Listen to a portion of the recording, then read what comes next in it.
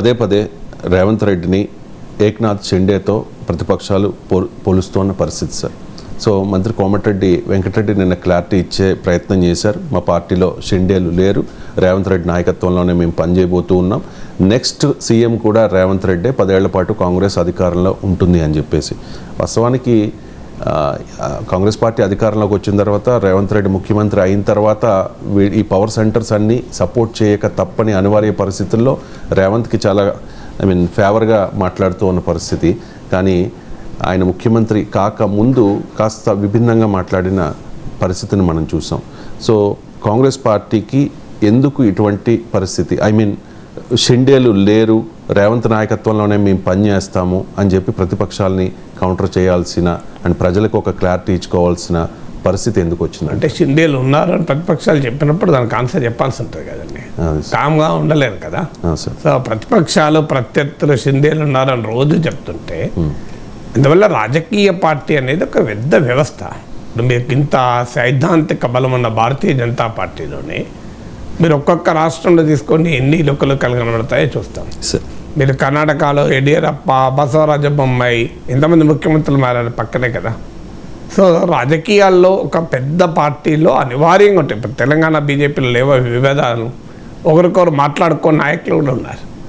అందువల్ల అయితే భారతీయ జనతా పార్టీకి ఉన్న గ్రేటర్ ఆర్గనైజేషనల్ స్ట్రెంత్ వల్ల, ఐడియాలజికల్ స్ట్రెంత్ వల్ల ఆ పార్టీలో అంత బహిరంగంగా బయటపడవు. కానీ అసెంబ్లీ ఎన్నికల సమయంలో చూశాం కదా, బండి సంజయ్ పైన పేరాల శేఖర్ ఫేస్బుక్ పోస్టులు పెట్టడము, జితేందర్ రెడ్డి ట్వీట్ చేయడము, దున్నపోతుతో పోల్చడం, ఇవన్నీ మనం చూసాం కదా, కొత్త ఏం కాదు.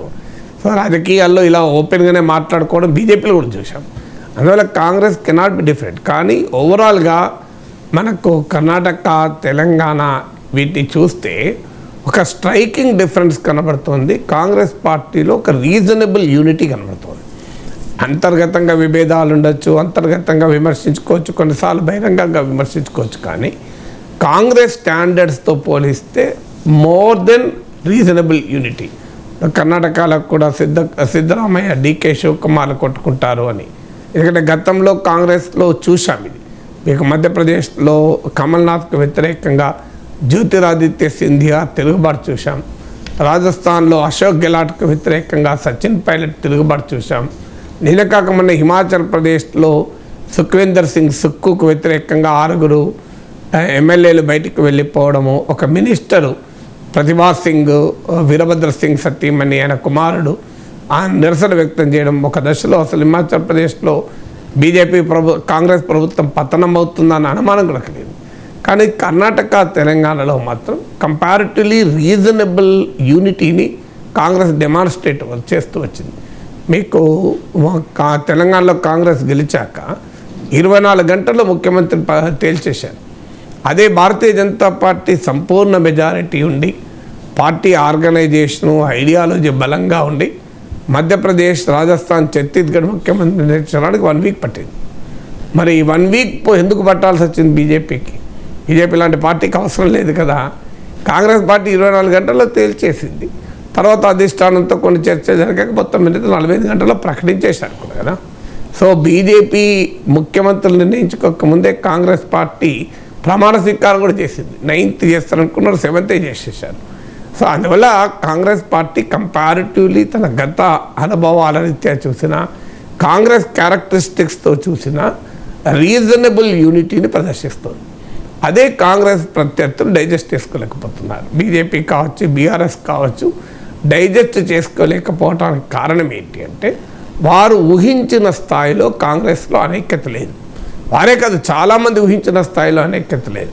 మీరే చెప్పారు ఇంతకుముందు, ముఖ్యమంత్రి కాకముందు పిసిసి అధ్యక్షుడు కావాలనుకున్నప్పుడు రేవంత్ రెడ్డి పైన కోమటిరెడ్డి వెంకరెడ్డి కానీ సీనియర్లు కానీ ఏ రకమైన ఆరోపణలు చేశారు అని.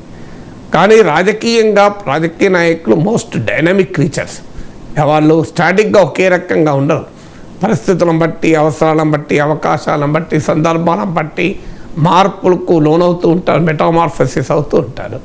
సో అందువల్ల రాజకీయాల్లో పీపుల్ విల్ రియలైజ్ అంటే ఏది మనకు ఉపయోగము, ఏది మనకు కాదని. అందువల్ల రీజనబుల్ యూనిటీ ఎప్పుడైతే కాంగ్రెస్ డెమాన్స్ట్రేట్ చేస్తూ వచ్చిందో, తమ సహజ స్వభావానికి భిన్నంగా అది కూడా ప్రత్యర్థులే కాదు, సాధారణ రాజకీయ పరిశీలకులు కూడా ఆశించిన దానికన్నా ఎక్కువ మోతాదులో ఐక్యతను ప్రదర్శించగలిగారు. సో రేవంత్ రెడ్డికి బట్టి విక్రమార్క పోటీ ఉంటుందని, మంత్రుల మధ్య ఉండదు, సీనియర్స్ వర్ రేవంత్, ఇవన్నీ పూర్తిగా సమస్యపోయాయని అనలేదు. ఏ రాజకీయ పార్టీలో సాధ్యం కూడా కాదు. రాజకీయ పార్టీ అనేది ఒక మ్యాసివ్ అరేంజ్మెంట్ కనుక భార్యాభర్తలు కుటుంబాల్లోనే గొడవలు ఉంటాయి, ఓ చిన్న కార్యాలయంలోనే ఒకరికొరికి పడదార్చుకుంటుంటారు. అలాంటిది ఒక రాజకీయ పార్టీ, అది కూడా అధికారము పవర్ చుట్టూ తిరిగే రాజకీయాల్లో విభేదాలు ఉండవా? కాంగ్రెస్ పార్టీ ఈ యూనిటీ ప్రదర్శించడం అన్యూజువల్గా ఉంది ప్రత్యర్థులకు. అందుకే నిరంతరం షిందే పుడతాడు, షిందేలు వస్తారని షిందేల అన్వేషణ. కాంగ్రెస్లో ప్రత్యర్థుల షిందే అన్వేషణ వెనుక ఈ రాజకీయం అసలు. ఇదే కాదు, మీరు గమనించండి, చరిత్రలో కాంగ్రెస్ పార్టీ అనేక అంశాలపైన పోరాడచ్చు, కానీ అవినీతి అనే అంశం పైన పోరాడి గెలవడం అనేది కాంగ్రెస్ పార్టీకి చాలా రేర్ కేసు. ఎందుకంటే కాంగ్రెస్ పార్టీ అవినీతి పైన ఇతరులు పోరాడుతుంటారు. ఎందుకంటే దేశంలో అత్యధిక కాలము కాంగ్రెస్ పార్టీ పాలించింది కనుక, భారతీయ జనతా పార్టీ చరిత్రలో ఎక్కువ కాలం పాలించలేదు కనుక ఎక్కువ భ్రష్టు పట్టడానికి అవకాశం రాలే. కాంగ్రెస్ పార్టీ ఎక్కువ కాలం పాటించింది కనుక భారత రాజకీయాలకున్న అన్ని లోపాలకు కాంగ్రెస్ సింబలైజ్ అవుతూ వచ్చింది. అలాంటి కాంగ్రెస్ కర్ణాటకలో కరప్షన్కు వ్యతిరేకంగా పోరాడే అధికారంలోకి వచ్చింది. తెలంగాణలో కూడా కేసీఆర్ కరప్షన్ అనే అంశాన్ని ప్రధాన అంశం చేసి అధికారంలోకి వచ్చింది. అందువల్ల కాంగ్రెస్ పార్టీ అవినీతి ప్రభుత్వాలు నడుపుతాదన్న ఆరోపణతో దెబ్బతినే కాంగ్రెస్ పార్టీ తన ప్రత్యర్థులపైన అవినీతి ఆరోపణలు చేసి గెలవగలుగుతోంది. అదొక ఆసక్తికరమైన అంశం. మూడవ ఆసక్తికరమైన అంశం ఏంటంటే, కాంగ్రెస్ పార్టీ అంటేనే వంశపారంపర్య పాలన, ఒక ఫ్యామిలీ చుట్టూ తిరుగుతుందని ఆ పార్టీ విమర్శ ఎదుర్కొంటుంది. అలాంటి పార్టీ తెలంగాణలో కేసీఆర్ ఫ్యామిలీ రూల్ అనే నరేటివ్ బిల్లు చేసి గెలవగలిగింది. అంటే తన సహజ స్వభావాలకు భిన్నంగా కాంగ్రెస్ డెమాన్స్ట్రేట్ చేయడమే ప్రత్యర్థులు డైజెస్ట్ చేసుకోకపోవటానికి కారణం. ఎన్నికలకు ఇంకా నెల సమయం ఉంది కాబట్టి అభ్యర్థులను ఎంపిక చేసుకునే అవకాశం కూడా ఉంది. కానీ బీఆర్ఎస్ అండ్ బీజేపీ రెండు పార్టీలతో కంపేర్ చేసినప్పుడు కాంగ్రెస్ పార్టీ అభ్యర్థుల ప్రకటనలో వెనకబడింది సార్. కరీంనగర్, ఖమ్మం అండ్ హైదరాబాద్. ఇక్కడ ముఖ్యంగా ఈ హైదరాబాద్ స్థానానికి సంబంధించి ప్రతిపక్షాలు చాలా ఆరోపణలు చేస్తూ ఉన్నాయి. ముఖ్యంగా భారతీయ జనతా పార్టీ కొన్ని ఆరోపణలు చేస్తుంది. కాంగ్రెస్ అండ్ ఎంఐఎం మధ్య ఒక లోపాయికారి ఒప్పందం కుదిరింది అని చెప్పేసి ఎందుకు ఇటువంటి ఆరోపణలు వస్తూ ఉన్నాయి? అండ్ మజ్లిస్ పార్టీ మొదటి నుంచి కూడా ఏ పార్టీ అధికారంలో ఉంటే ఆ పార్టీకి ప్రోగా ఉండే పరిస్థితి ఉంది కాబట్టి ఏదైనా అటువంటి ఛాన్సెస్ ఉండొచ్చు. అంటే మీరే క్వశ్చన్ అడిగారు, మీరు ఆన్సర్ కూడా చెప్పేశారు. ఎందుకు అలాంటి అనుమానం ఉంటుంది అని క్వశ్చన్ అడిగారు, వెంటనే దానికి ఆన్సర్ కూడా చెప్పారు. అదే ఆన్సర్, ఇంకా వేరేదేం లేదు. మీరు మీరే ఆన్సర్ చెప్పారు. ఎంఐఎం ఎవరికి అధికారంలో ఉంటే వాళ్ళతో కలుస్తారు. నిన్న డెవలప్మెంట్ ఏంటంటే, మీరు గమనించారో లేదో, చదివారో లేదో, నిన్న కాంగ్రెస్ నాయకుడు ఫిరోజ్ ఖాన్ ఆయన ఒక స్టేట్మెంట్ ఇచ్చాడు. అసలు అది ఇప్పుడు తాజాగా చర్చకు కారణం. సో ఫిరోజ్ ఖాన్ అనేది ఏంటంటే, ఆయన నాకు గుర్తున్నంత వరకు లాస్ట్ ఎలక్షన్లో కాంగ్రెస్ అభ్యర్థి అనుకుంటా, వైసీపీ అయినా ఎమ్మెల్యే కూడా పోటీ చేసినట్టున్నారు, నంపల్లి నుంచి అనుకుంటా. సో కదా, సో ఆయన ఫిరోజ్ ఖాన్ ఒక కీలకమైన స్టేట్మెంట్ ఇచ్చాడు. మా లీడర్ ఏం చెప్తే ఆయన, మా నాయకుడు ఏది చెప్తే, మా పార్టీ ఏది చెప్తే, మా రేవంత్ నాయకుడు ఏం చెప్తే నేను అసదుద్దీన్ ఓవైసీకి క్యాంపెయిన్ చేయడానికైనా సిద్ధమే అని. సో ఈ స్టేట్మెంట్ ఇస్తూ కూడా ఫిరోజ్ ఖాన్ ఇంకో క్లారిటీ కూడా ఇచ్చాడు. కానీ అలాంటి ఇన్స్ట్రక్షన్ ఏది నాకు పార్టీ నుంచి, నాయకుడి నుంచి లేదు అని కూడా చెప్పాడు. ఆ ఫిరోజ్ ఖాన్ స్టేట్మెంట్ చూశాను, ఆయన తెలుగులోనే చెప్పాడు. సో రెండు పార్ట్స్గా చెప్పాడు. మొదటి పార్ట్లో మా పార్టీ ఆదేశిస్తే బీఆర్ఎస్ను దూరం చేసేందుకు, ఓడించడానికి బీఆర్ఎస్ను ఎంఐఎంను దూరం చేసేందుకు ఓవైసీకి మద్దతు ఇవ్వాల్సి వస్తే నేను హోల్ హార్టెడ్గా సపోర్ట్ చేస్తాను, వ్యక్తిగతంగా ఉండదు, పార్టీ ముఖ్యము అనే ఒక స్టేట్మెంట్. కానీ అదే స్టేట్మెంట్ కంటిన్యూషన్ లెవెల్లో మా పార్టీ అలాంటి ఆదేశాలు ఇవ్వలేదు అన్నాడు. కానీ మొదటి పార్ట్ కాంట్రవర్సీ అయింది. దీనికి దాంతో విహెచ్ రియాక్ట్ అయ్యారు. హనుమంతరావు ఏమన్నా అంటే, ఇది ఏంది ఫిరోజ్ ఖాన్ ఇట్లా మాట్లాడుతావు, ఇది బీజేపీకి లాభం అవుతుందని కులం చెప్పేసింది హనుమంతన్న. సో హనుమంతరావు అనేది నిజం, అది విహెచ్ అన్నది. ఎందుకంటే ఇది ఆటోమేటిక్గా బీజేపీకి ఆయుధం అవుతుంది. సో ఫిరోజ్ ఖాన్ ఇచ్చిన ఎక్స్ప్లెనేషన్ వల్ల మళ్ళీ చర్చ మొదలైంది కాంగ్రెస్ పార్టీ ఎంఐఎం అని.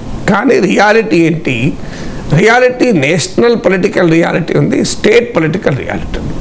నేషనల్ పొలిటికల్ రియాలిటీలో ఓవైసీ పట్ల కాంగ్రెస్ పార్టీ కాదు, సెక్యులర్ అపోజిషన్ మొత్తం కోపంతో ఉన్నారు. కారణం ఏంటంటే ఓవైసీ మూవ్స్ పైన అనుమానాలు ఉన్నాయి.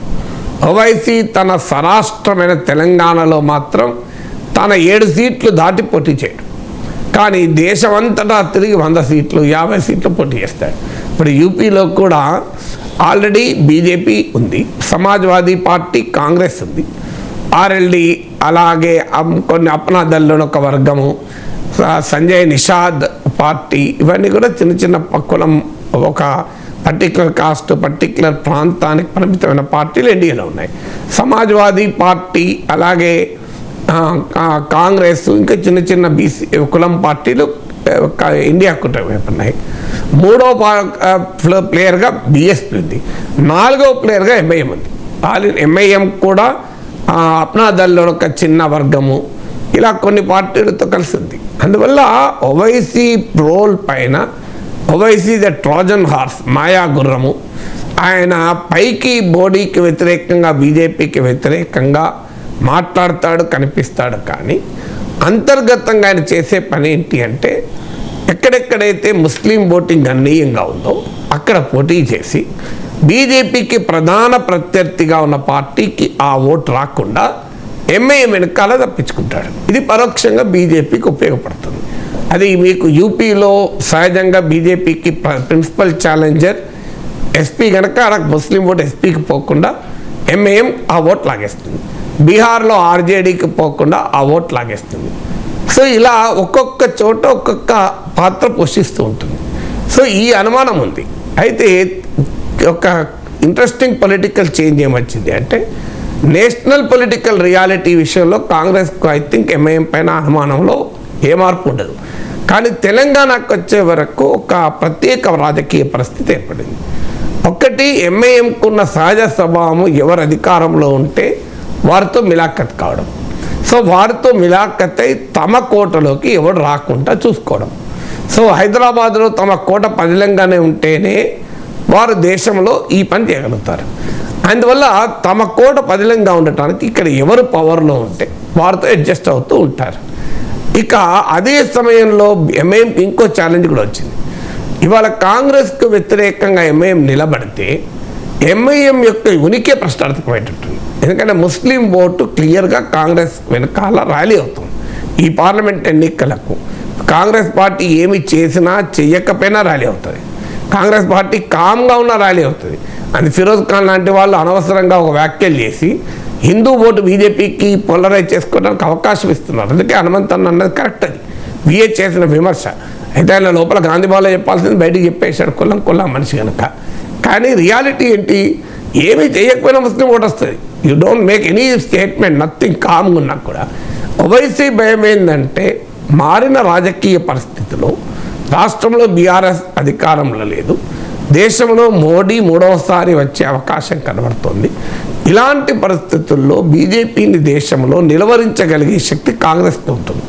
రాష్ట్రంలో కాంగ్రెస్ అధికారంలో ఉంది, రాష్ట్రంలో కూడా బీజేపీని ఆపగలిగే శక్తి కాంగ్రెస్కి ఉంటుంది. బీజేపీని ఆపగలిగే పార్టీకి వ్యతిరేకంగా ఎంఐఎం ఇక్కడ నిలబడితే తనకు అనుకూలంగా ఉన్న మైనారిటీ ఓటు కూడా ఎంఐఎం కోల్పోతుంది. అంటే ఎంఐఎం రాజకీయ అస్తిత్వానికి, ఉనికికి తెలంగాణ గడ్డపైనే ప్రమాదం ఏర్పడింది. ఇది గమనించిన ఎంఐఎం నాయకత్వం ఇప్పుడు మనం కనుక కాంగ్రెస్ ప్రభుత్వాన్ని వ్యతిరేకిస్తే, కాంగ్రెస్ పార్టీని వ్యతిరేకిస్తే బీజేపీ ప్రయోజనాలకు ఉపయోగపడుతున్నాడు అన్నది తన ఓటర్లకు కూడా అర్థమై తన ఓటర్లు కూడా డిజర్ట్ అవుతారన్న భయం పట్టుకున్నది. అందువల్ల అనివార్యంగా ఆయన బీజేపీకి వ్యతిరేకంగా ఉండాలి అంటే కాంగ్రెస్తో పాటు చేయాల్సిందే. అందులో అసెంబ్లీ ఎన్నికల్లాగా కాంగ్రెస్ను తిట్టే పనే చేయలేడు. అందువల్ల ఎంఐఎం తన ఉనికి కొరకు, తన అస్తిత్వం కొరకు తెలివిగా కాంగ్రెస్తో కలవాలని చూస్తుంది. కాంగ్రెస్కి ఏంటి, మొదలు 7 ఎమ్మెల్యేలు అవసరం ఉంది, ఎందుకంటే 65 సీట్లు మాత్రమే ఉంది. ఆల్రెడీ షిందేలు వస్తారని, పిందెలు వస్తారని, షిందెలు వస్తారని ప్రత్యర్థులు బెదిరిస్తూనే ఉన్నారు. ఎన్నికల తర్వాత పార్టీ ఉండదు, ప్రభుత్వం కూలుతుందని. ఇక బీఆర్ఎస్ ఎమ్మెల్యేలను ఆకర్షిస్తున్నారు. రెడీమేడ్గా ఉన్నది ఏంటంటే బాగా ఆకలింది అనుకోండి, ఇది మ్యాగీ ప్యాకెట్ తీసి వెంటనే 2 నిమిషాలలో వంట అయిపోతుంది. సో పొలిటికల్ మ్యాగీ ఇప్పుడు కాంగ్రెస్ రేవంత్ రెడ్డికి దగ్గరికి వచ్చింది సవాల్ అనుకున్నప్పుడు ఆ మ్యాగీ ప్యాకెట్ తీసేసుకొని 2 నిమిషాల్లో వేడి నీళ్ళు వేసుకొని తినేసి బయటకు అసెంబ్లీకి వెళ్ళిపోవచ్చు. అందువల్ల ఆ పొలిటికల్ మ్యాగీ ఎంఐఎం. సో ఆ ఎంఐఎంకి 7 సీట్లు ఉన్నారు. ఎప్పుడు వస్తే అప్పుడు ఫ్రిడ్జ్లోకి వెళ్ళి తీయచ్చు, డీప్ ఫ్రిడ్జ్లోకి వెళ్ళి ఆ పాల ప్యాకెట్ తీయచ్చు బయటికి. సో అందువల్ల ఎంఐఎంను అవసరం ఉండవచ్చు అని. ఎందుకంటే 7 ఎమ్మెల్యేల మద్దతు ఉంది కనుక పార్టీ ప్రభుత్వాన్ని స్థిరంగా ఉంచుకోవటానికి. ఇంకో ముఖ్యమైన అంశం ఏంటంటే హైదరాబాద్లో ఎంత కొట్లాడినా ఓవైసీని ఓడించడం అంత సులభం కాదు. కానీ మిగతా 16 సీట్లలో ఎంఐఎం మద్దతు కూడా ఉంటే ఈ మైనారిటీ ఓటు పూర్తిగా ట్రాన్స్ఫర్ అవుతుంది. అయితే ఇక్కడ ఛాలెంజ్ ఏంటంటే ఈ పని కనుక బహిరంగంగా జరిగితే ఆటోమేటిక్గా బీజేపీకి కౌంటర్ మెజారిటీ కన్సాలిడేషన్ అవుతుంది. ఇప్పటి వరకు దేశంలో బీజేపీ పెరగటానికి ఒక ముఖ్యమైన కారణాల్లో సెక్యులర్ అపోజిషన్ చేసిన ముస్లిం అపీజ్మెంట్ పాలిటిక్స్, అంటే ముస్లింల బుజ్జగింపు రాజకీయాలు, సంతుష్టీకరణ రాజకీయాలు, ఓవర్ట్లీ ప్రో ముస్లిం పాలసీస్, అది మమతా బెనర్జీ కానీ అఖిలేష్ యాదవ్ కానీ అన్ని పార్టీలు సెక్యులరిజం పేరిట బీజేపీ ఉమర్ కమ్యూనల్ పార్టీ అవుతుందట, ఎంఐఎం సెక్యులర్ పార్టీ అవుతుందా? నేను హనుమంతరావు విహెచ్ గారు అది కూడా అడిగాడు, కరెక్ట్ అడిగాడు. అది కమ్యూనల్ పార్టీ దాంతో ఎట్లా పెట్టుకుంటామని. అయితే విహెచ్ మనల్ని మర్చిపోమంటున్నాడు. 10 ఏళ్ల పాటు కాంగ్రెస్ పార్టీ ఉమ్మడి రాష్ట్రంలో అధికారులు ఉన్నప్పుడు ఇదే కమ్యూనల్ పార్టీతో కలిసే ఉన్నారు కదా. సో అందువల్ల 2004 to 2014 మధ్య. సో అందువల్ల బీజేపీకి సెక్యులర్ అపోజిషన్ అవకాశం ఇస్తుంది. మమ్మల్నేమో హిందూ మెజారిటేరియన్ కమ్యూనల్ పార్టీ అంటారు, మరి ముస్లిం పార్టీలతోనేమో మీరు చేతులు కలుపుతారు. అంటే ముస్లింలో సెక్యులర్, హిందువులు సెక్యులర్ కాదా? ఈ ప్రశ్న హిందూ ఓటు కన్సాలిడేషన్కు బీజేపీకి ఉపయోగపడుతుంది. అందువల్లనే ఫిరోజ్ ఖాన్ వ్యాఖ్యల పైన విహెచ్ వీళ్ళు రియాక్ట్ కావడం. బట్ రియాలిటీ ఏంటి, అక్కడ కాంగ్రెస్కి అవసరం ఉంది ఎంఐఎం మద్దతు, ఎంఐఎంకి అవసరం ఉంది కాంగ్రెస్ మద్దతు. అందువల్ల బీఆర్ఎస్ దెబ్బతిన్నది 3వ స్థానానికి వెళ్ళిపోతుంది అనే అభిప్రాయం కలిగింది. అందువల్ల ఫీల్డ్లో లేని బీఆర్ఎస్తో రాజకీయం నడపడం కన్నా బీజేపీకి వ్యతిరేకంగా బలమైన పార్టీగా ముందుకొస్తున్న కాంగ్రెస్తో రాజకీయం కలవడం అనే యాంగిల్ ముందుకు వచ్చింది. బట్ ఎంత మేరకు కాంగ్రెస్ జాతీయ నాయకత్వం అంగీకరిస్తుంది? ఇదేదో తెలంగాణ స్పెసిఫిక్ కాదు కదా ఓవైసీ అంటే. ఓవైసీ అంటే దేశమంతా తిరిగి ఇది పార్లమెంట్ ఎన్నికలు ఓన్లీ తెలంగాణలో జరుగుతున్నాయి కదా. యూపీలో వెళ్ళి కాంగ్రెస్ని తిడతాడు ఓవైసీ, బీహార్లో పోయి కాంగ్రెస్ని తిడతాడు, తెలంగాణలో కాంగ్రెస్ ఎలా కలుస్తుంది? ఈ ప్రాక్టికల్ డిఫికల్టీస్ కూడా ఉన్నాయి. రైట్ సార్, మీరు చెప్పింది వాస్తవం సార్. ఫిరోజ్ ఖాన్ 2019 ఎన్నికల్లో కాంగ్రెస్ అభ్యర్థిగా పోటీ చేశారు. 5.7% ఓట్ కాంగ్రెస్ పార్టీకి దక్కింది సార్. నేను ఈ లోపల 2014 అండ్ 2019 ఈ ఎన్నికల్లో హైదరాబాద్ పార్లమెంట్ నియోజకవర్గం ఈ కొన్ని స్టాటిస్టిక్స్ తీశాను. ఇక్కడ బీజేపీ మాత్రమే ఎంఐఎంకి పోటీ ఇస్తుంది సార్. 2019లో 27% ఓట్ షేర్ బీజేపీ కైవసం చేసుకుంది. 2014లో 32%. బీఆర్ఎస్ విషయానికి వచ్చేసరికి 7.2, 2019లో టీఆర్ఎస్ అప్పుడు party TRS 3.83 only. Congress party 5.07% 2014లో. ఇప్పుడు 2019లో 5.7%. అంటే ఈ గణాంకాలను చూసిన తర్వాత భారతీయ జనతా పార్టీ మాత్రమే ఎంఐఎంకి పోటీ ఇవ్వడానికి అగ్రెసివ్గా ఫైట్ చేస్తోంది. కానీ టీఆర్ఎస్ పార్టీ కానీ కాంగ్రెస్ పార్టీ కానీ బీఆర్ఎస్ పార్టీ కానీ కాంగ్రెస్ పార్టీ కానీ బలమైన అభ్యర్థులను పెట్టకపోవడమో లేకపోతే స్నేహపూర్వక పోటీలో ఉండడమో ఇది సూచిస్తోంది సార్. ఎందుకు ఇలా జరుగుతుంది అంటే ఒకటి అంటే బీఆర్ఎస్కు కాంగ్రెస్కు ఇద్దరికి ఓటు రాలి, ఇద్దరు కలిసి ఎంఐఎంతో కలవలేరు కదా, ఎవరు ఒక్కరే కలుస్తారు కదా. 2014 అయినా 19లోనైనా మీకు బీఆర్ఎస్కు ఓటు రాలే, కాంగ్రెస్ కూడా ఓటు రాలే. మరి ఇద్దరు కలిసి స్నేహపూర్వక పోటీ ఉండదు కదా, ఎవరైనా ఒక్కరే ఉంటారు. ఫండమెంటల్ పాయింట్ ఏంటంటే అఫ్కోర్స్ ఒక లేయర్లో బీఆర్ఎస్తో ఎవరు అధికారంలో ఉంటే వారితో ఒక స్ట్రాటజిక్ అండర్స్టాండింగ్ ఉంటుంది. హైదరాబాద్ వరకు నా కోట ముట్టుకోకు, నా ఎంపీ నా ఎమ్మెల్యే సీట్లు, మిగతా చోట నీకు సహకరిస్తాను రాష్ట్రంలో అని. సో బీఆర్ఎస్ ఎంఐఎంను లిమిట్ చేసే పనిలో, ఎంఐఎంను లోకలైజ్ చేసే పనిలో, ఎంఐఎంను కంటైన్ చేసే ప్రయత్నంలో భాగంగా హైదరాబాద్ దాటి నువ్వు రాకూడదు అనేటువంటి ఒక అండర్స్టాండింగ్లో భాగంగా ఈ వ్యవహారం నడుస్తూ ఉంటుంది. అందువల్ల స్నేహపూర్వక పోటీ అందామా, ఒక రకంగా ఎంఐఎంకు ఉపయోగపడేలా కూడా పోటీ పెడతారు. అధికార పార్టీ ఏం చేస్తుందంటే నేను మరి వెరిఫై చేయాలి, జనరల్గా హిందూ క్యాండిడేట్ పెడతారు. మీరు బీఆర్ఎస్ క్యాండిడేట్లు 2014, 2019 వెరిఫై చేయండి, మోస్ట్ ప్రాబబ్లీ హిందూ క్యాండిడేట్లను పెడుతుంటారు అధికారంలో ఉన్నవాళ్ళు. అంటే హిందూ క్యాండిడేట్లను పెట్టి ఓవైసీకి పడే ఓట్లు డిస్టర్బ్ చేయకుండా ఓవైసీ ప్రత్యర్థికి పడే ఓట్లు డివైడ్ చేస్తారు. ఎంతో కొంత హిందూ క్యాండిడేట్ పెట్టినాక ఆ ఓటు హిందూ ఓటే డివైడ్ అవుతుంది తప్ప ఓవైసీ ఓటు డివైడ్ కాదు. సో ఈ పాలిటిక్స్ ఎంఐఎంతో వ్యూహాత్మక అండర్స్టాండింగ్ ఉన్న అధికార పార్టీ చేస్తూ ఉంటుంది. అందుకే కాంగ్రెస్ అభ్యర్థి ఫిరోజ్ ఖాన్ ఉన్నాడు, కానీ బీఆర్ఎస్ అభ్యర్థి నార్మల్గా హిందూ అభ్యర్థి పెడతారు. So this is the trend రాజకీయ అక్కడ. బట్ ఈ పని ఏదైనా అధికారంలో ఉన్నవారు బీఆర్ఎస్ ఎంఐఎంతో సీరియస్గా పోటీ పడదు, అది 2 సార్లు అన్నది నిజం. మరి కాంగ్రెస్ పోటీ పడి ఉండాలి, ఎందుకంటే కాంగ్రెస్ పార్టీ బీఆర్ఎస్తో ఎంఐఎం ఉన్నప్పుడు కాంగ్రెస్ ఎంఐఎంతో ఉండటానికి అవకాశం లేదు. కానీ ఏమవుతుంది అంటే 10 ఏళ్ల పాటు అంతకుముందు కాంగ్రెస్ కూడా అధికారంలో ఉంది, ఇప్పుడు బీఆర్ఎస్ అధికారంలో ఉంది. అధికారంలో ఉన్న 10 ఏళ్ళు ఎంఐఎంతో సహజీవనం చేయడం వల్ల ఓల్డ్ సిటీలో ఈ పార్టీ పెరుగుదల ఉండదు. ఆ పార్టీ ఎప్పుడైనా రాజకీయాల్లో నువ్వు ఫీల్డ్ మీద నిలబడి ప్రత్యర్థులు కొట్లాడితే పార్టీ ఉంటుంది తప్ప నువ్వు లాలూచి పడితే అండర్స్టాండింగ్ వస్తే పార్టీ ఉంటుందా? అందువల్ల కాంగ్రెస్ పార్టీ అంతకుముందు 10 ఏళ్ళు ఎంఐఎంతో కలిసి ఉండి ఓల్డ్ సిటీలోకి ఎంటర్ కాకపోతే ఎంఐఎం కంచి కొట్ట, ఆ తర్వాత తెలంగాణ వచ్చాక అవసరం వచ్చినా కూడా కాంగ్రెస్ పార్టీకి ఏముంటుంది అక్కడ? దాంతోపాటు ఓవైసీ ముస్లిం ఐడెంటిటీ పాలిటిక్స్ నడుపుతాడు కనుక దానికి counter consolidation Hindu identity politics అనివార్యంగా జరుగుతుంది. అందుకే ఓవైసీకి ప్రధాన ప్రత్యర్థిగా బీజేపీ వస్తుంది తప్ప వేరే పార్టీ వచ్చే అవకాశం లేదు. ఎందుకంటే వేరే సెక్యులర్ పార్టీస్ ఏవి సీరియస్గా ఓవైసీ సంగతి తేల్చాలి అన్న ప్రయత్నం ఎక్కడా చేయలేదు. ఆ మాటకొస్తే బీజేపీ కూడా ఓవైసీ పైన చేసింది లేదు. హైదరాబాదులో ఓవైసీ ఉంటే తమకు ఉపయోగమే, నానానికి బొమ్మ భరోసా. ఓవైసీ ఉంటేనే బీజేపీకి ఓల్డ్ సీట్లో ఓట్లు పడతాయి. అందువల్ల BJP needs Owaisi, Owaisi needs BJP. అందుకే ఒకరికొకరు తిట్టుకోవడానికి ఉపయోగపడుతుంది, ఒకరికొకరు రెచ్చగొట్టుకోవడానికి ఉపయోగపడుతుంది.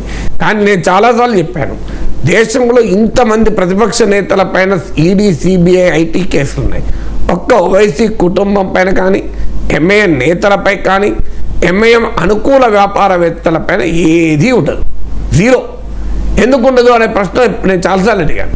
వాళ్ళు నిజాయితీ పరులైనా అయి ఉండాలి, లేదంటే వాళ్ళను కేంద్రం కాపాడుతున్నట్టు ఉండాలి.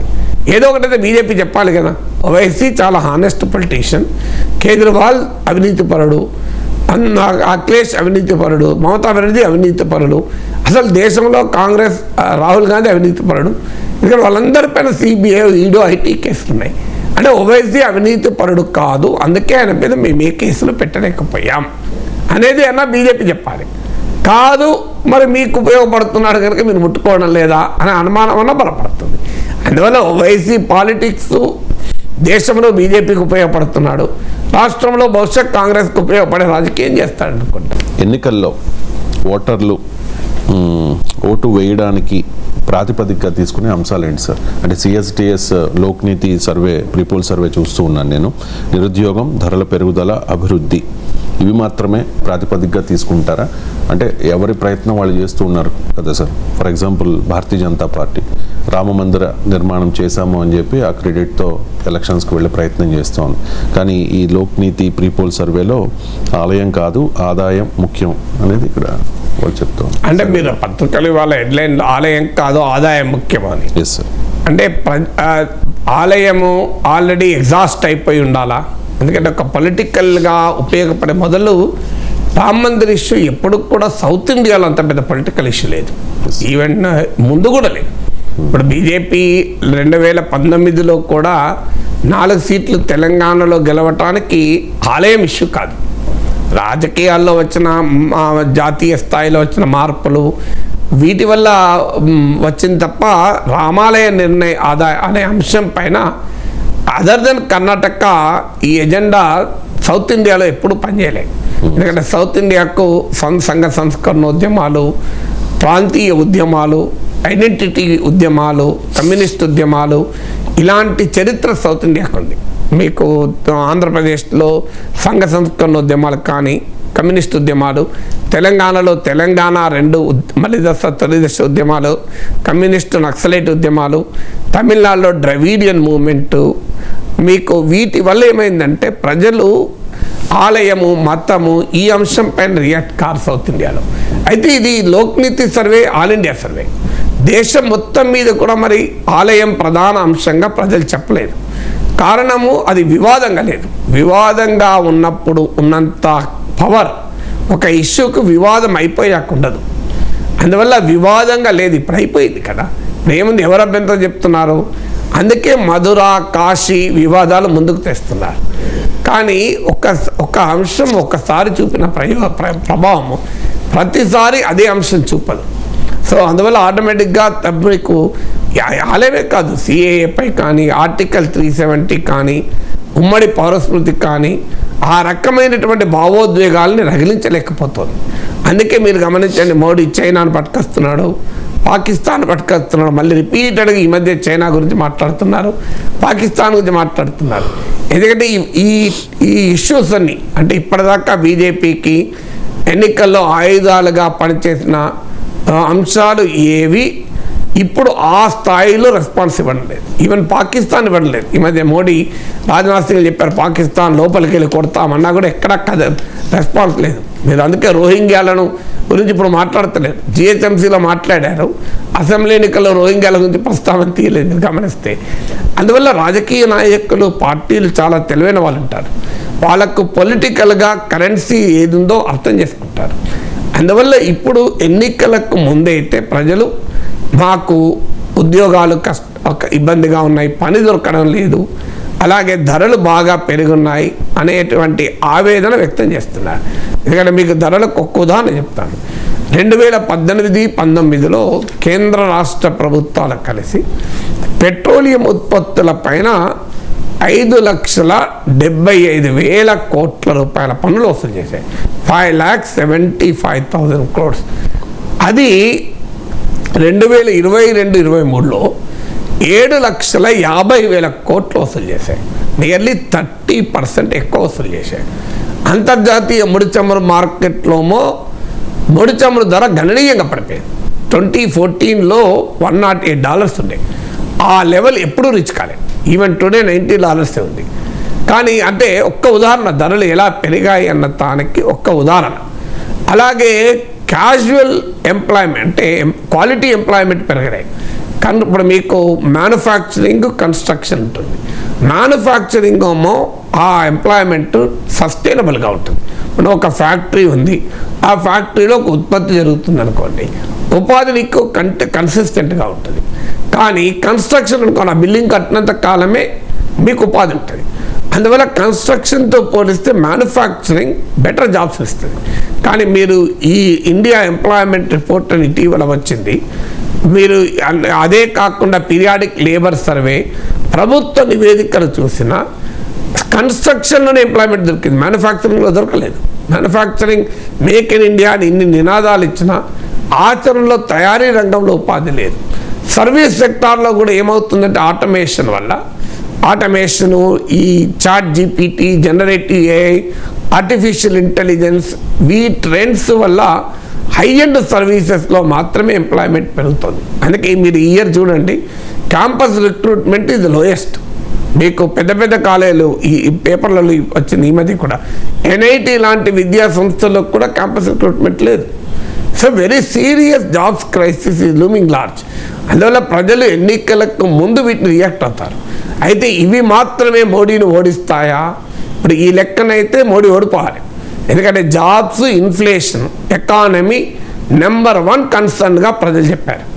ఆ తర్వాత డెవలప్మెంట్ అన్నారు. అఫ్కోర్స్ డెవలప్మెంట్ విషయంలో మోడీకి అనుకూలంగా ప్రజలు తీర్పు చెప్పచ్చు. ఎందుకంటే మోడీ ఈ మార్కెటింగ్ డ్రీమ్స్ ఎఫెక్టివ్లీ, అంటే వికసిత భారత్ అని డెవలప్మెంట్ విషయంలో మోడీకి అనుకూలంగా ప్రజలు రియాక్ట్ కావచ్చు.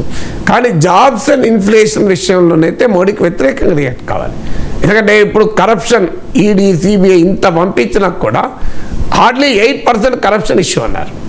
రామ్ మందిర్ కూడా అరౌండ్ 8% ఇష్యూ అన్నారు. సో అందువల్ల బీజేపీ ఆయుధాలుగా ప్రయోగిస్తున్న అవినీతి, ఆలయము, ఇవేవి ప్రజలు తమ నెంబర్ 1 కన్సర్న్ అని చెప్పలేదు. అయితే ఎందుకు చెప్పలేదంటే కరప్షన్ మీద ప్రజలు రియాక్ట్ కారా అంటే బీజేపీ చేస్తున్న ప్రచారము, ఇవాళ ఈడీ సిబిఐల వాడకము, ఎలక్టోరల్ బాండ్స్ ఇవన్నీ చూశాక ప్రజలకు ఒక రకమైన ఫ్యాటిక్ రావచ్చు, అందరూ అవినీతే కదా, ఇంట్లో ఎవరు అవినీతి కాదు అని. సో ఆ అభిప్రాయం ప్రజలకు ఉన్నప్పుడు రియాక్షన్ ఉంటుంది, దాన్ని కన్సర్న్గా ఫీల్ కాదు. అందువల్ల ఈ 2 ఇష్యూ జాబ్స్ అండ్ ఇన్ఫ్లేషన్ విషయంలో మరి మోడీని శిక్షిస్తారా అంటే ప్రజలు ఈ కన్సర్న్గా భావించిన దాన్ని ప్రతిపక్షాలు క్యాపిటలైజ్ చేసుకోగలగాలి. ప్రతిపక్షాలు ఆ రకంగా క్యాపిటలైజ్ చేసుకొని కాన్ఫిడెన్స్ ఇవ్వగలగాలి, మేము ఈ సమస్యలను పరిష్కరించగలుగుతామని. అక్కడ ప్రతిపక్షాల ఫెయిల్యూరే బీజేపీకి ఉపయోగపడుతుంది. ప్రజల కన్సర్న్ ఉంది, ఆ కన్సర్న్ పొలిటికల్గా ఛాంపియన్ చేసే కెపాసిటీ అపోజిషన్కి లేదు. వీరు ఆ మోడీ బలహీనతలుగా ఉన్న ఎకానమీ వదిలేసి మోడీ స్ట్రెంగ్త్ ఉన్న ఎమోషనల్ ఇష్యూస్ పైన మాట్లాడుతుంటారు వీళ్ళు కూడా వెళ్ళి. అది ఆటోమేటిక్గా మోడీకి ఆయుధాలు అవుతుంటాయి. మన మధ్యలో ఎవరో ఒకటి ఏదో ఒకటి మాట్లాడతాడు. సో అందువల్ల ప్రాపర్ బలమైన అపోజిషన్ లేకపోవడం వల్ల ఈ కన్సర్న్స్ ప్రజలకున్న దానికి ఒక బలమైన పొలిటికల్ ఎక్స్ప్రెషన్ రావడం లేదు. రాజకీయాల్లో నటించొద్దు అంటూ ముద్రగడ పద్మనాభం పవన్ కళ్యాణ్కి మరో సూచన చేశారు సార్. అంటే ఆయన స్వతహాగా సినీ నటుడు, ఆయన డైలాగ్స్ అన్నీ కూడా అలాగే కాస్త సినిమాటిక్గా ఉంటాయి. ఆయన డైలాగ్స్ కావచ్చు, ఆయన బాడీ లాంగ్వేజ్ అవ్వచ్చు. వైసీపీ నాయకులకు మాత్రమే ఆయన పవన్ కళ్యాణ్ చేసే రాజకీయం నటనలా అనిపిస్తోంది సార్. ప్రజలు కూడా అదే అనుకుంటూ ఉన్నారా? ప్రజలకు కూడా అదే అనిపిస్తుంది. ప్రజలను అడగాలి, నన్ను అడిగితే నేనేం చెప్పగలుగుతాను. కానీ నటులకు రాజకీయాల్లో ప్రవేశం ఉంది కనుకనే కాదు ఇంతమంది నటులు పాల్గొంటున్నారు. ఇష్యూ వల్ల వ్యక్తిగతంగా నటన రాజకీయాలు నటిస్తున్నారా? నటులే రాజకీయాలు నటులు కాని వాళ్ళు నటిస్తారు, కానీ నటించడానికి రాజకీయాల్లో నటించడానికి నటుడే కావాల్సిన అవసరం లేదు. నటులను మించి రాజకీయ నాయకులు నటిస్తున్నారు. ఏమి తక్కువ నటిస్తున్నారు రాజకీయ నాయకులు. సో రాజకీయ నాయకులు రోజుకో వైఖరి మార్చుకోవడం లేదా? సో రాజకీయాల్లో నటులు మాత్రమే నటిస్తున్నారా? 2019కి ముందు మోడీ ప్రభుత్వం పైన అవిశ్వాస తీర్మానం పెట్టాడు జగన్. సో ఈ 2019 తర్వాత అవిశ్వాస తీర్మానం విషయంలో మోడీకి అనుకూలంగా ఓటు వేశారు. ఇది నటన కాదా? దీన్ని ఏమనాలి చెప్పండి? ఇప్పుడు అప్పుడు మోడీని అవిశ్వాసం పెట్టి ఇప్పుడు మోడీ పట్ల విశ్వాసం. తెలుగుదేశం పార్టీ అదే పని చేసింది, అది నటన కాదా? తెలుగుదేశం పార్టీ ఎన్నికలకు 2019 ముందు మోడీ ప్రభుత్వంపై అవిశ్వాసం పెట్టింది. ఎన్నికలయ్యాక తన ప్రత్యర్థి వైసీపీతో కలిసి మోడీ ప్రభుత్వం పట్ల విశ్వాసం ప్రకటించారు. ఆంధ్రప్రదేశ్లో రోజు పోరాడేటువంటి టీడీపీ వైసీపీ కేంద్రంలో బీజేపీ ప్రభుత్వం పైన అవిశ్వాస తీర్మానం పెడితే ఒకే రకంగా ఓటేశారు. దీన్ని మించిన నటన ఇంకేదైనా ఉంటుందా? నాకు చెప్పండి. అసలు మీరు ఆంధ్రప్రదేశ్లో రైవల్స్ కదా, పార్లమెంట్లో కూడా రైవల్స్గానే ఉండాలి కదా. ఇద్దరు కలిసి ఒకే పార్టీకి ఎట్లా ఓటేశారండి అనుకూలంగా? ఢిల్లీ సర్వీసుల బిల్లు టీడీపీ వైసీపీ ఒకే రకంగా ఓటేసింది. మీరు లాస్ట్ 5 years తీసుకోండి, పార్లమెంట్లో వచ్చిన ఓటింగ్లు మీరు టీడీపీ వైసీపీ ఒకే రకంగా ఓటేస్తారు. ఇంత మించి నటనగా ఉంటుందా చెప్పండి? రాష్ట్రపతి ఉపరాష్ట్రపతి చంద్రబాబు నాయుడు జగన్మోహన్ రెడ్డి ఒకే పరిధిలో ఓటేశారు, సేమ్ క్యాండిడేట్లో ఓటేశారు. ఆ ద్రౌపది ముర్ము అటు టీడీపీ మీటింగ్లో కూడా పాల్గొన్నారు కదా. సో అందువల్ల అల్టిమేట్గా రాజకీయ నాయకులు నటిస్తూనే ఉంటారు కదా. మనం ప్రత్యేక హోదా పైన అన్ని పార్టీలు నటించడం లేదా? మామూలుగా నటిస్తున్నాయా? ప్రత్యేక హోదా కట్టుబడి ఉన్నామంటారు, ప్రత్యేక హోదా గురించి టాపిక్ కూడా దిగరు. విశాఖ స్టీల్ ప్లాంట్ గురించి నడుస్తలేరు రాజకీయ పార్టీలు. ఎవరు కమిట్మెంట్ చూపుతున్నా నాకు చెప్పండి. విశాఖ స్టీల్ ప్లాంట్ ఆంధ్రప్రదేశ్లో ఎన్నికల్లో విశాఖ స్టీల్ ప్లాంట్ను వైసీపీ కానీ టీడీపీ జనసేన బీజేపీ కూటమి కానీ కనీసం మాట్లాడుతున్నాయా? ఇదే పవన్ కళ్యాణ్ విశాఖ ఉక్కు పోరాటానికి మద్దతు ఇచ్చి వచ్చాడు కదా. మరి మీరు ఈ విశాఖ నగర వీధుల్లో ఏమని చెప్తారు చెప్పండి ప్రజలకు? ఇది నటన కాదా రాజకీయాల్లో? దీని మించిన నటన ఉంటుందా? అసలు అమరావతి ప్రస్తావన లేదు కదా ఇప్పుడు రాజకీయాల్లో. అటు జగన్ విశాఖ గురించి చెప్పడం లేదు. 3 రాజధానుల గురించి ఎక్కడన్నా జగన్మోహన్ రెడ్డి ఎన్నికల్లో ప్రజలు చెప్తున్నాడా? నేను మళ్ళీ ఈసారి గెలిస్తే మీకు ముచ్చటగా 3 రాజధానులు నిర్మించి ఇస్తాను అని క్యాంపెయిన్ హైలైట్ చేస్తున్నాడా? చంద్రబాబు నాయుడు క్యాంపెయిన్లో అమరావతి హైలైట్ చేస్తున్నాడా? అందువల్ల రాజకీయాలు అంటేనే నటన. అందులో ఒక్క పవన్ కళ్యాణ్ ఎందుకు టార్గెట్ చేయాలి?